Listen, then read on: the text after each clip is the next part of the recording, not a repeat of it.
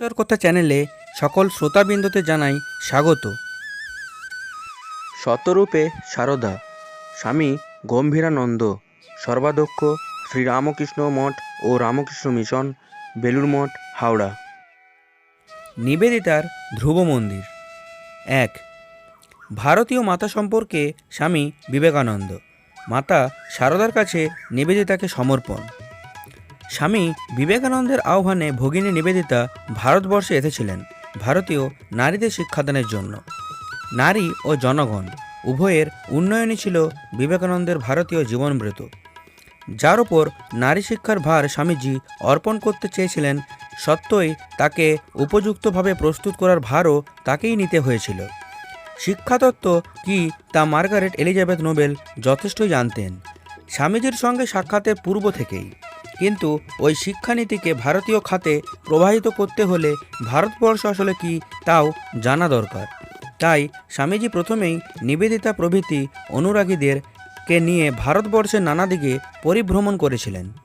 ওরা দেখেছিলেন হিমশিখরা, সমুদ্র মেখলা ভারতকে, বনারা জিনলা নদী জপমালা ভারতকে, দেখেছিলেন জেলেমালা মুচি মেথরের ব্রাহ্মণ শূদ্রের ভারতকে, শোভায় শক্তিতে সম্পন্ন ভারতকে, শোষণে জীর্ণ কিন্তু গভীরে স্পন্দিত ভারতবর্ষকে। ভারতবর্ষের রূপরেখা দেখার পরে মার্গারেটকে জানাতে হবে ভারতীয় নারীকে। ভারতীয় নারীর আদর্শ কী? পাশ্চাত্যে স্বামীজি অক্লান্ত কণ্ঠে ভারতীয় নারী আদর্শের কথা বলেছেন। ভারতে জননী আদর্শ নারী, মাতৃভাবী ইহার প্রথম ও শেষ কথা। ভারতে ঈশ্বরকে মা বলিয়া সম্বোধন করা হয়। পাশ্চাত্য পৃথিবী নারীর জয়াভাবকে প্রধানত গ্রহণ করেছে। সেখানে মাতৃভাবের প্রতি উপেক্ষা ও অবজ্ঞার কোনো সীমা নেই। সে অবজ্ঞার স্বর যেন স্বামীজি আদর্শ প্রতিমাকে বিদ্ধ করেছিল। তিনি ভালোবাসার যন্ত্রণায় হাহাকার করে বলেছিলেন, হে সর্বমহিমময়ী, যিনি আমার এই শরীর দিয়েছেন, তিনি কোথায়? কোথায় তিনি, যিনি আমার প্রয়োজন হইলে বারবার জীবন দিতে প্রস্তুত? কোথায় তিনি, আমার প্রতি যাহার স্নেহ অফুরন্ত? আমি যতই দৃষ্টি বা হীন প্রকৃতির হই না কেন, ধন্য আমাদের জননী। যদি মায়ের পূর্বে আমাদের মৃত্যু হয়, তাহা হইলে মায়ের কোলে মাথা রাখিয়াই মরিতে চাই। পাশ্চাত্য নারী মার্গারেট যাতে ভারতীয় নারী আদর্শের মধ্যে নবজন্ম গ্রহণ করতে পারেন, সেজন্য স্বামীজি তাকে এনে সমর্পণ করেছিলেন ওই আদর্শের পরাকাষ্ঠা এক পরমা মাতৃমূর্তির পদতলে। তিনি আর কেউ নন, জননী সারদা দেবী। স্বামীজি প্রেরণার উদ্দীপিত মুহূর্তে ভারতীয় নারীর আদর্শ প্রতিমারূপে 3 পৌরাণিক চরিত্রের নামোচ্চারণ করেছিলেন: সীতা, সাবিত্রী ও দময়ন্তী। এরা নারীর 3 আদর্শের বিগ্রহ। এদের মধ্যে সীতাকে স্বামীজি মাতৃত্বের প্রতীক বলে নির্দেশ করেছেন। সীতার মধ্যে অবশ্যই মাতার ধরিত্রীসিংহন ছিল, কিন্তু নিখিল মাতৃত্বে তিনি প্রতিষ্ঠিত নন। তিনি বিশেষভাবে লবকুশেরই মাতা। বিশুদ্ধ মাতৃত্বের প্রকাশ তখনই ঘটবে যখন সেখানে বাৎসল্যের পিছনে রক্তমাংসের বন্ধন থাকবে না। যশোদার ছিল সেই ভালোবাসা যাকে বলা হয়েছে প্রতীক বাৎসল্য, কারণ কৃষ্ণ তার নিজের সন্তান নন, কিন্তু সে ভালোবাসা তো স্বয়ং শিশু ভগবানের জন্য। অপরপক্ষে এই পৃথিবীর সকল মানুষের জন্য, যাদের অধিকাংশই সামান্য সাধারণ দুঃখী, দুর্গত ও প্রয়োজন ছিল একজন মাতার, যিনি কবির কল্পনায় নয়, বাস্তব জীবনে এসেছিলেন এই আশ্বাস নিয়ে, আমি সত্যিকারের মা, গুরুপত্নী নই, পাতানো মা নই, কথার কথা মা নয়, সত্যি জননী। স্বামীজি এই নিত্য অথচ ব্যক্তিগত মাতাকে জানতেন, কিন্তু তখনই অবরোধের দ্বার খুলে তাকে বহিঃপৃথিবীতে স্থাপনের জন্য সময় আসেনি। অথচ তাকে চিনতে হবে শুধু খোলা চোখ দিয়ে নয়, গভীর চোখ দিয়ে, এবং তাকে জানাতে হবে পৃথিবীর কাছে। স্বামীজি নিশ্চয় ভেবেছিলেন মার্গারেট সে কাজে সমর্থ, তাই তার কাছে খুলে দিয়েছিলেন অবরোধের দ্বার। মনে হতে পারে স্বামীজি খুবই ঝুঁকি নিয়েছিলেন মার্গারেট নোবেলকে সারদা দেবীর কাছে এনে। নিবেদিতার মধ্যে ছিল জগৎ আলোড়নকারী শক্তি, ধাবমান অগ্নি। তিনি তাকে স্বামীজি এনে হাজির করলেন শান্ত কিরণ প্রদীপের সমীপে, কিন্তু স্বামীজি জানতেন তিনি কি করেছেন। নিবেদিতা অবিলম্বে দেখলেন, এ তো সামান্য প্রদীপের আলোক নয়, এ হলো সেই আলোক যা তখনও প্রকাশিত থাকে যখন সূর্যচন্দ্র তারকা আলোক দেয় না।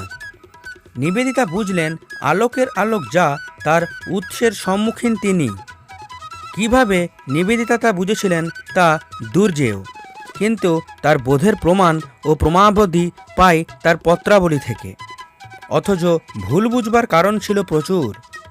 ইংল্যান্ড থেকে আগত এই মনস্বিনী নারী বৈদগ্ধ ও বুদ্ধিতে ভাস্কর, সংঘর্ষে উদ্দীপ্ত, নবনব সৃষ্টিক্ষেত্রে ধাবিত। ইনি কি পেতে পারেন সারদা দেবীর কাছ থেকে, যিনি লৌকিক অর্থে অশিক্ষিতা, হয়তো পড়তে পারেন কিন্তু লিখতে পারেন না, অবরোধবাসিনী, সদা অবগুণ্ঠিতা, বহির্জীবন বলতে কিছু নেই, বৃহত্তর পৃথিবীর সমস্যা নিয়েই ব্যস্ত। কোনো মুহূর্তে নিবেদিতা বিজিত হলেন, যেখানে তিনি সুদীর্ঘ সংগ্রাম করে গেছেন স্বামী বিবেকানন্দের সঙ্গে পর্যন্ত। তার উপর এসে পড়েছিল কোন নিঃশব্দ অথচ সর্বাত্মক আক্রমণ, যা তাকে অলক্ষ্যে পরাভূত করে। পরাজয়ের আনন্দগান তুলে দিয়েছিল তার কণ্ঠে। সারদা দেবীর একটি অপ্রতিরোধ্য পরিচয় মার্গারেট নোবেলের কাছে অবশ্য ছিল। তিনি তার গুরুর গুরুপত্নী। এই পরিচয়ের প্রতি লৌকিক নমস্কার তিনি অবশ্যই জানাতে বাধ্য ছিলেন, কিন্তু একটি প্রশ্ন তার মনে জাগরুক ছিলই। রামকৃষ্ণ যদি এই পৃথিবীতে ঈশ্বরের আবির্ভাব হন, তাহলে তার পত্নীর মধ্যে অবশ্যই ঊর্ধ্বতর শক্তির প্রকাশ থাকবে। নিবেদিতা সেই উত্তরের সন্ধানও করেছেন। যদি যথাযোগ্য উত্তর তিনি না পেতেন, গৃহীত আনুগত্যের জন্য হয়তো সরে গিয়ে ভাববার চেষ্টা করতেন।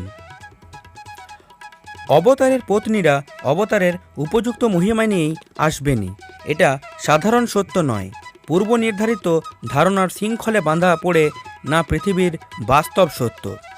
কিংবা তিনি সংশয়িত বিশ্বাসের সঙ্গে ভাবতেও পারতেন ও বস্তু উক্ত নারীর মধ্যে আছেই। দুর্ভাগ্য আমার তাকে দর্শন করতে পারলাম না। নিবেদিতার ভাগ্য ওহেন চিত্ত সংকটের মধ্যে তাকে পড়তে হয়নি। তিনি সারদা দেবীর মধ্যে এমনই ঐশী মহিমা দেখতে পেয়েছিলেন যে নিজের ভগিনীর সন্তানেরা রাতে ঘুমিয়ে পড়ার আগে সারদা দেবীকে প্রণাম করে তার জন্য ব্যগ্র ছিলেন।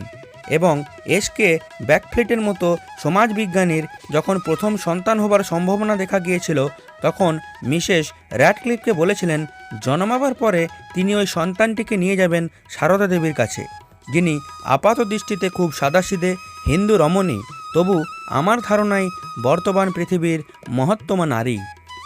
শেষোক্ত কথাগুলি নিবেদিতা লেখেন 2 সেপ্টেম্বর 1903 চিঠিতে। তার অনেক আগে সারদা দেবীর সঙ্গে প্রথম পরিচয়ের অল্প দিন পরে, অর্থাৎ 22 মে 1898 চিঠিতে তার বিষয়ে বিস্তারিত বিবরণ দিয়ে শেষে লেখেন তিনি অনাড়ম্বর সহজতম সাজে পরম শক্তিময়ী মহত্তমা এক নারী। 2 পত্রের মধ্যে ব্যবধান কিছু 5 বছর। এই সময়ের মধ্যে নিবেদিতা সারদা দেবী সম্পর্কে ওয়ান অব দ্য গ্রেটেস্ট থেকে দ্য গ্রেটেস্ট এই ধারণায় পৌঁছে গেছেন। পত্রের সাক্ষ্য তাই বলে। আমরা যোগ করব, যদিচ পত্র সাক্ষ্যে আমরা 5 বছরের ব্যবধান পাই, বস্তুতপক্ষে অনেক আগেই তিনি ওই ধারণায় উপনীত হতে পেরেছিলেন।